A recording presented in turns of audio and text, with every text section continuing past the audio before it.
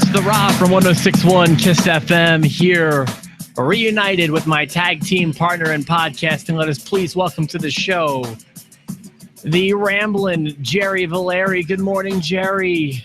Good morning, Rob. It's funny. There was a slight possibility that we were going to have to do this podcast from home, and you and I were terrified of it. Yeah, well, that's exactly right, because we had an all-staff meeting that was called, and then it was canceled due to weather today. And, I hate having to do them at home now. Well, we did them from home 4 times with little to no incident, and it never really bothered us. But ever since the ladder incident, we want to stay as far away from a home for the podcast as possible. Yeah, so luckily, crisis averted. We are here in the studio today, which means you can see and hear us. And the ladder incident of 2016 will go down in history. Right, and for anybody new to Post to Post, if you go through the archives and you find that episode, unless you have a really great sense of humor, you just do yourself a favor and skip on by. Yeah, though anything that had to do with was it a pay-per-view recap? It was it was the TLC recap. Yeah, that's why I wanted to be on a ladder. I say if you go back to that, you watch the first 5 minutes and the last 2 minutes, and you're good. Just stay away from the middle. Yeah, I mean, if there was like it's just as far as like newscaster screw-ups on YouTube or something. Like if there was podcaster screw-ups, I feel like that would have been one epic one. It started with me legitimately arguing with my wife. I don't even know that I thought you maybe didn't know that you were on. Like, I didn't realize until like about a minute and a half in, like the way you were reacting, and I was like, "Oh crap!" And I'm just sitting here letting the whole thing play out. Like I'm letting the married couple do their thing. We were fighting, and it was live on Google Chat or whatever, so we were done for. Yeah, that was great. So it's still one of my sentimental favorite episodes, but right. Not one I'd submit for like an air check. Right. No, it's not getting us hired anywhere. That's for sure. Did you watch SmackDown this week? I did. I watched it last night, and I don't know what kind of notes you made. I enjoyed the show. It's 2 hours. It's easy to consume. I'm happy about it, especially when I tape it. So it's really only like an hour and 10 minutes of real content. Yeah. Like I can do it. I can eat that up. I'm happy about it. So I want to start by my review by talking about a conversation I had with my buddy John. You know John. Oh, I love John. Yeah, John's great. John is a big wrestling fan, but he can be like, I'll just say he picks and chooses which shows to watch. And okay. Like he usually watches the pay-per-views, but not like all the Raws leading up to them. If there's something going on he's into, he watches or whatever. He decided to watch SmackDown this week as opposed to Raw. Usually he watches at least most of Raw. Okay. And he said that for the time being, he's abandoning Raw and watching SmackDown because he was so impressed with the show this week that he's going to commit to watching this week after week, at least for while it's hot like this. Well, this was a good show for him to start on because man, it was well done. It was great from beginning to end. I really enjoyed so much of it, and I don't want to jump all over a lot of your notes. I don't have many. I like the way it started. I love this feud with Miz and Dean Ambrose. I think this is going to help them both. I think that the Miz and working in the Renee Young angle, I like it. That part of the angle I really do like because it's got that borderline real thing. Like when the Miz said that Renee was sleeping with Dean Ambrose. While I don't think that was a shoot by any means, it happened to be true, and that was really out of left field and it made you feel something. I feel like right. It wasn't a shoot, but it felt enough like a shoot for me to consider it one. Well, and it was. It's not. Go ahead.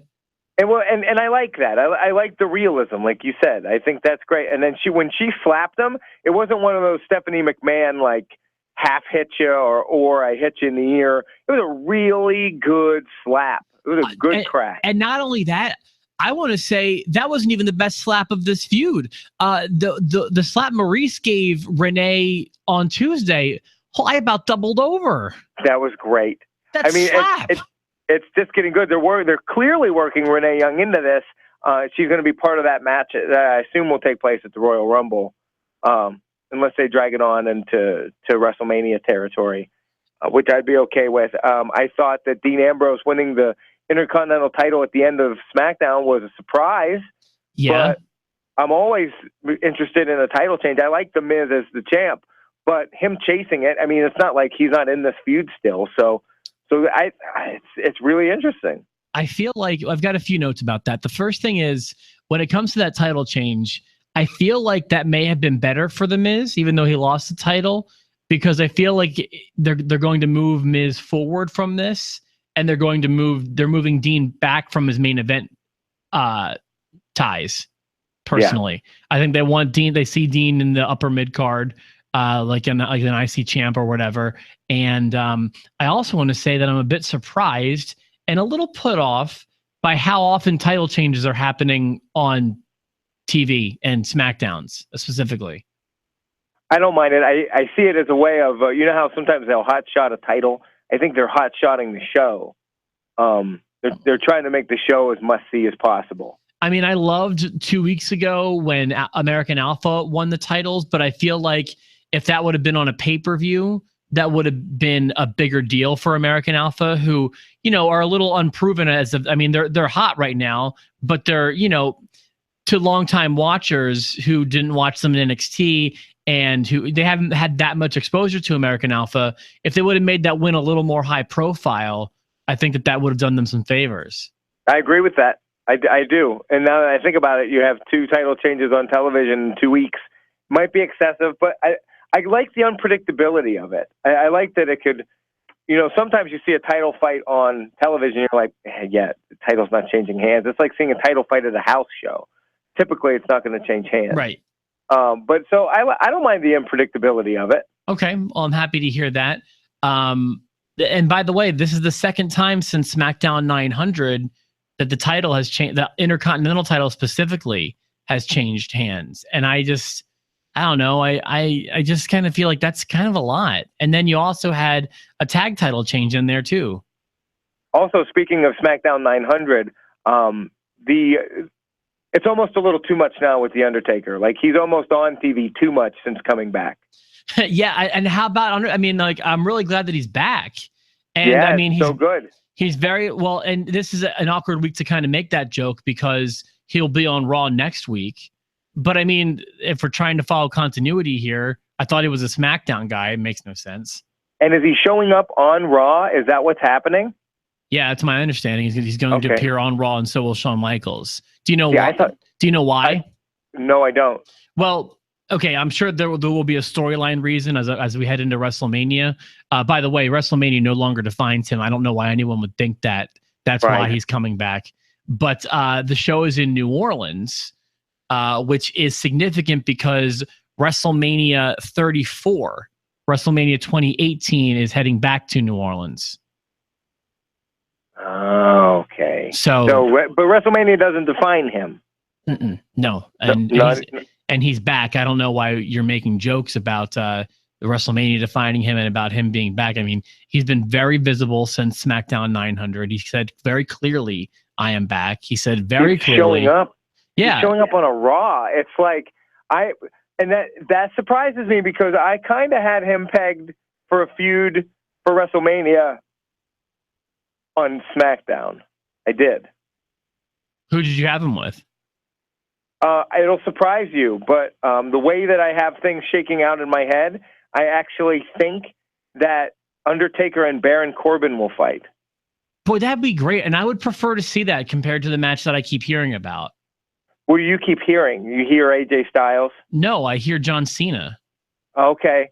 Yeah, I've heard that too. The Baron Corbin thing I haven't heard. I haven't either, but that'd be great.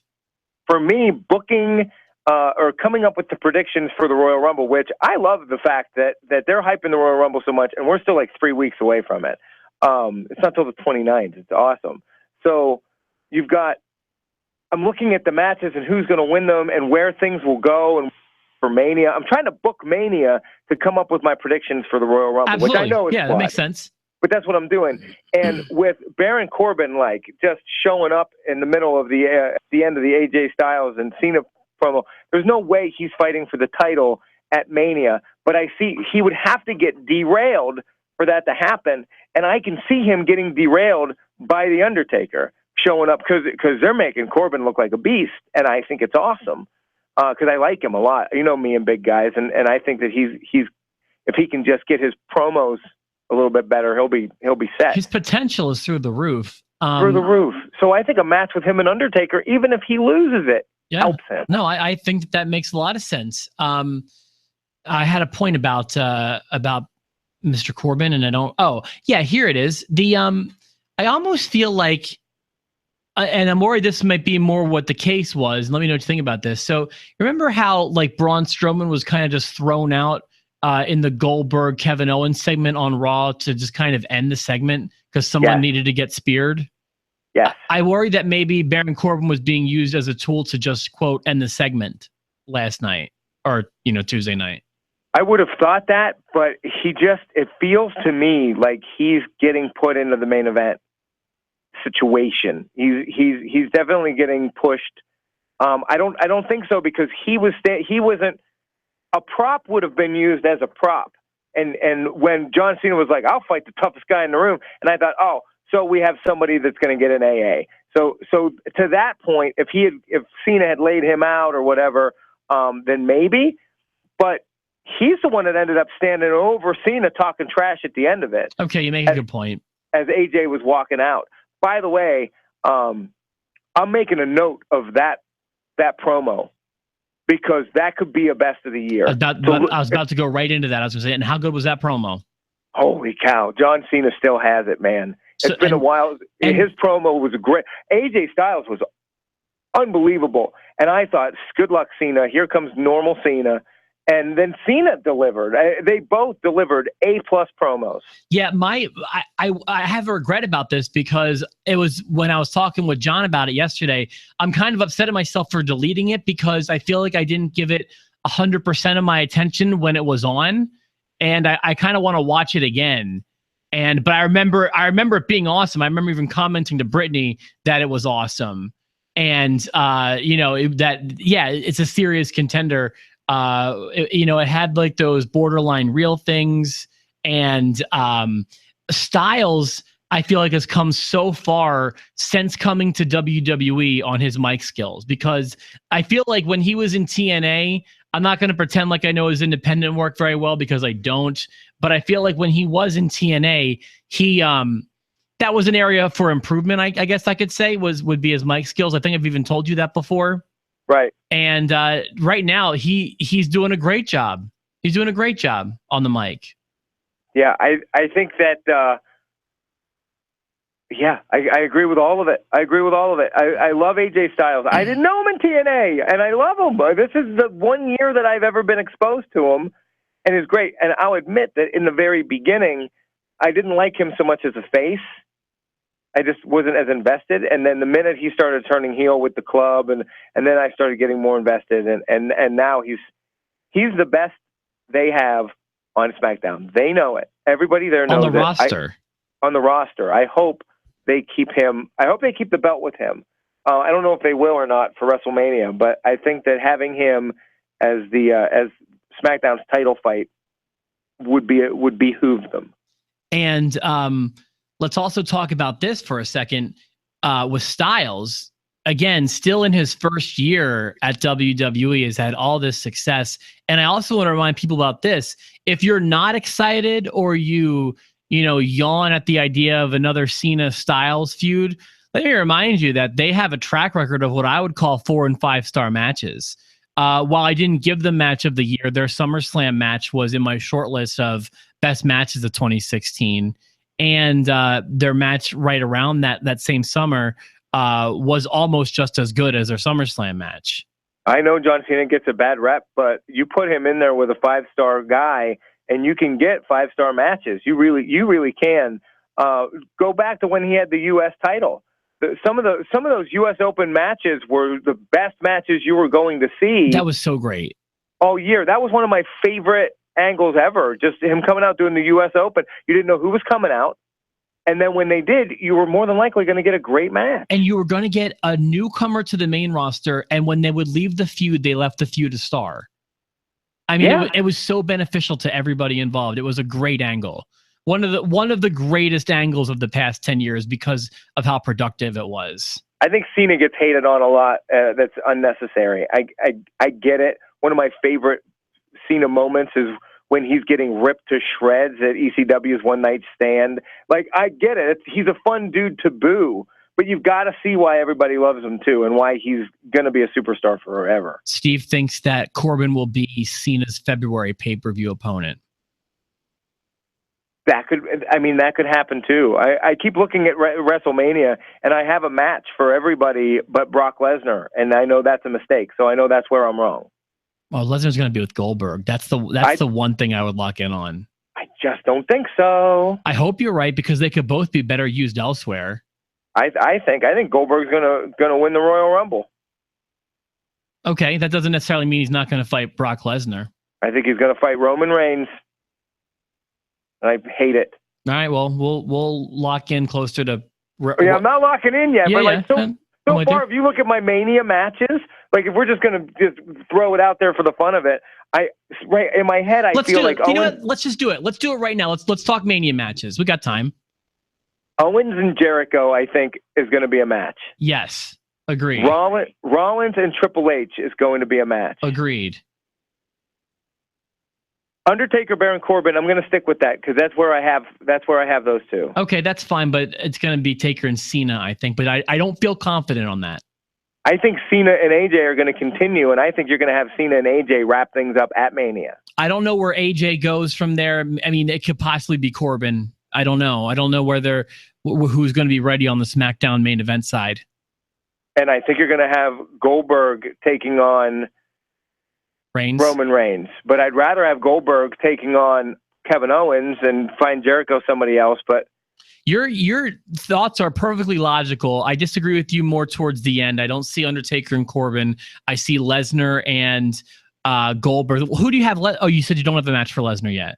And that's where everything's wrong. So that's why you're probably right. It's Goldberg and Lesnar. But I just don't know what they do with the title. I don't know who wins the Rumble. Maybe it's a surprise. But I do think AJ Styles and John Cena are going to have a match at WrestleMania. And I would like that. Some kind of special stipulation type match. Going to go with the no on that one, but that's just me. So, all right. So those are what we think about Mania. I saw Steve put his Mania predictions on the post show. His made a lot of sense too. Very good. I have just a few more things. Let's talk about for a second. I want to talk about Carmel's worth. Yeah, that's kind of my reaction to. It's goofy. It's kind of funny. I'm in favor of it. My only problem with it is I thought Carmella was supposed to be a heel, but you know she's certainly a babyface in this side of things. Maybe this was her turn babyface, but it just made no sense for the heel. Like when she came out to befriend and to help Ellsworth a few weeks ago. I'm assuming you saw that. Yes. It was so unlike her character because she's a strong heel on TV, and then she comes out being a very sympathetic babyface. That was such a stark change, in my opinion, that it didn't make a lot of sense. So what is she? She could still turn into a super heel if she turns on him. Oh, maybe that's what it is. I'm not even seeing it. You're probably right. You know, I think she could be using him for some reason because she, you know, poor Ellsworth. Like I feel like he's getting plagued by her. But I think this is good for both of them. Yeah. Because he has enough buzz still, but he has no right being involved with Styles or anybody anymore. And they needed to separate. They needed to separate him from Dean before Dean became Fit Finlay and Ellsworth became Hornswoggle. What a great comparison. They needed to separate those two. They benefited each other for long enough. But to keep Ellsworth still on the roster and to keep him relevant, you can't have him by himself because by himself he's a total joke.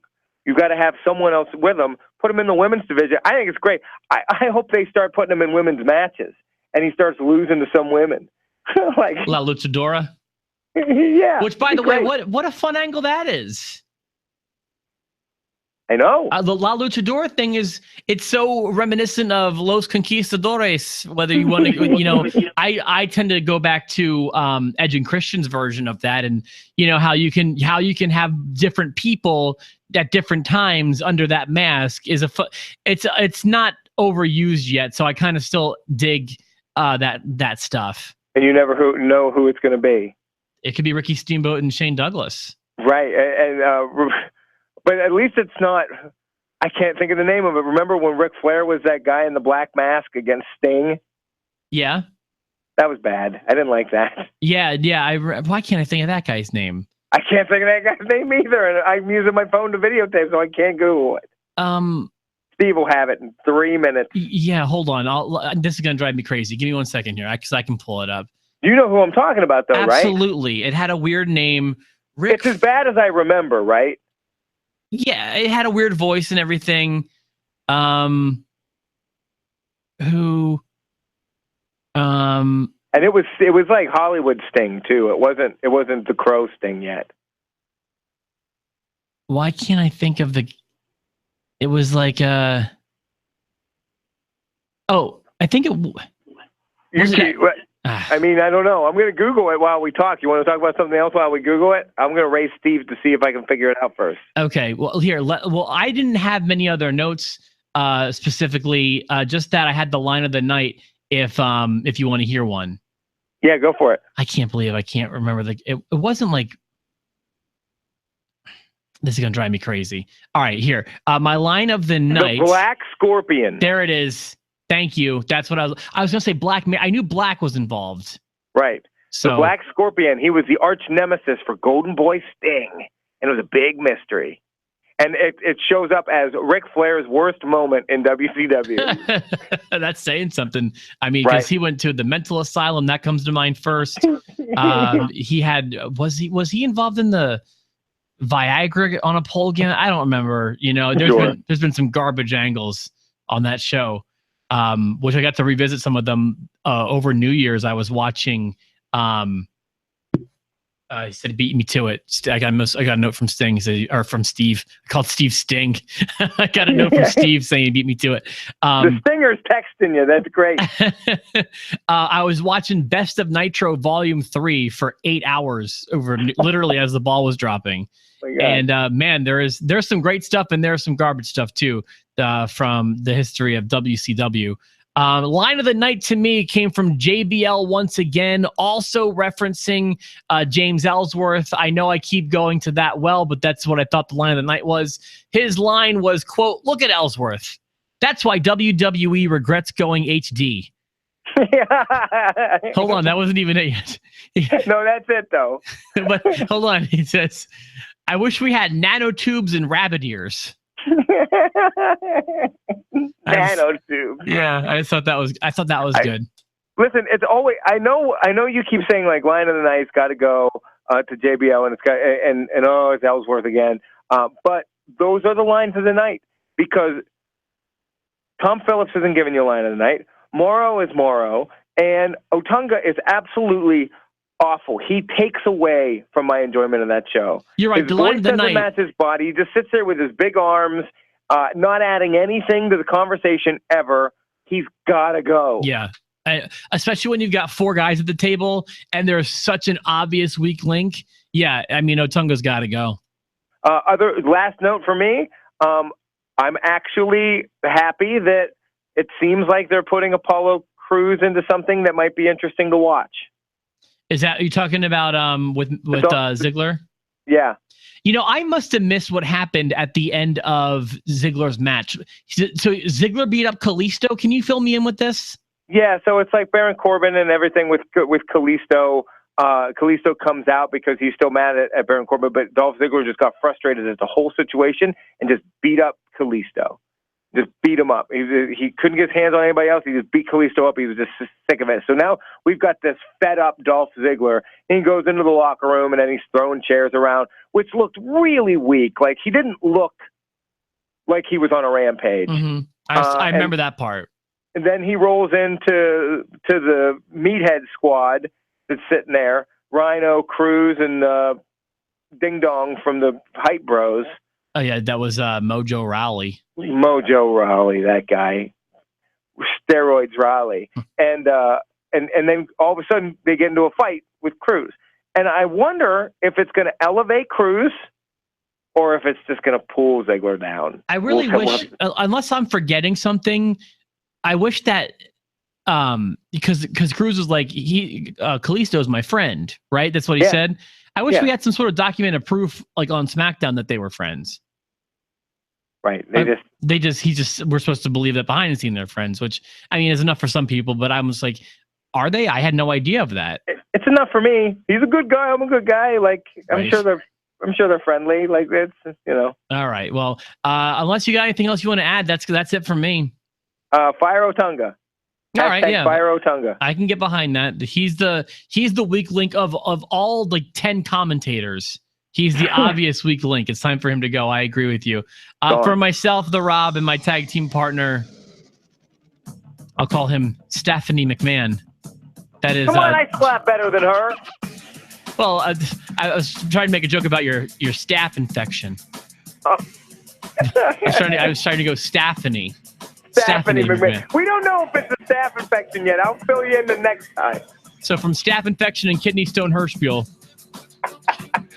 we'll see you on Tuesday with another episode of Post to Post. We're a mess. There it is.